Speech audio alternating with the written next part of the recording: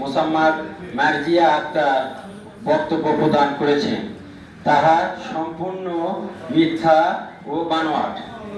প্রকৃত ঘটনা ইউনিয়ন বিএনপির সহসভাপতি ইখলাস হোসেন মণ্ডলের দলের প্রভাব খাটিয়ে স্বেচ্ছাসেবক দলের বহিষ্কৃত নেতা আতিকুর রহমান সাগর ও ছাত্র দলের বহিষ্কৃত সাধারণ সম্পাদক আরিফুল রহমান স্বপন মিলে একটি সন্ত্রাসী বাহিনী গড়ে তোলে।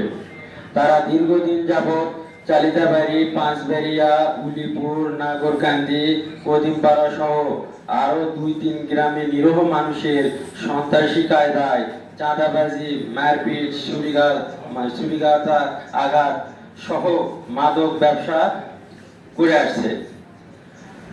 তাদের এসব কর্মকাণ্ডের প্রতিবাদ করায় 9 থেকে 10 লোকের ছুরিকাঘাত করে, আহত করে।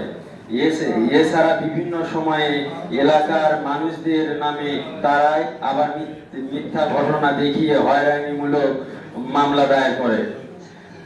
তাদের এসব অপকর্মের বিরুদ্ধে এলাকাবাসী একজোট হয়ে মানববন্ধন ও জেলা প্রশাসক এবং এসপি বরাবর স্মারকলিপি প্রদান করে। এতে ক্ষিপ্ত হয়ে গত 23 জুন তারা দলবদ্ধ হয়ে এলাকার নিরীহ মানুষদের উপর হামলা চালিয়ে ককটেল বিস্ফোরণ, আগ্নেয়াস্ত্র প্রদর্শন করে আতঙ্ক সৃষ্টি করে। এ সময় তাদের মারপিটে নারী সহ 8 জন আহত হয়। আহতদের মধ্যে মারুফা আক্তার ও বুলবুলি বেগম ও নদিয়া আক্তার অবস্থা গুরুতর। তারা বর্তমানে শহীদ জিয়াউর রহমান মেডিকেল কলেজ হাসপাতালে চিকিৎসাধীন রয়েছে। ওই দিন পুলিশ ও সেনাবাহিনী গভীর রাত পর্যন্ত অভিযান চালিয়ে ইখলাস বাহিনীর 3 সন্ত্রাসীকে এলাকা থেকে গ্রেপ্তার সহ বিপুল পরিমাণ ধারালো অস্ত্র উদ্ধার করে। এর পরের দিন আবারও যৌথ অভিযান চালিয়ে ইখলাস বাহিনীর 2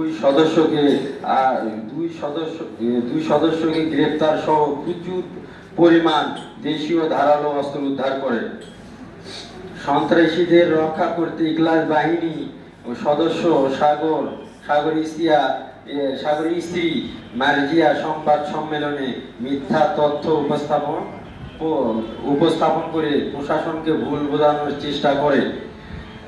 তারা ছিনতাই, চুরি, ডাকাতি, চাঁদাবাজি, মাদক ব্যবসা সহ এমন কোনো অপকর্ম নেন যে তারা করে না। সন্ত্রাসীদের গ্রেপ্তার ও অস্ত্র উদ্ধারে এলাকার জনগণের কিছুটা স্থিতিত্ব রয়েছে। এজন্য প্রশাসনকে আমরা ধন্যবাদ জানাই। পাশাপাশি সাংবাদিক ভাইদের প্রকৃত সত্য ঘটনা তাদের মিডিয়ায় প্রচার করার জন্য আমরা অনুরোধ জানাচ্ছি। ধন্যবাদ শাখারা ইউনিয়নের জনগণ।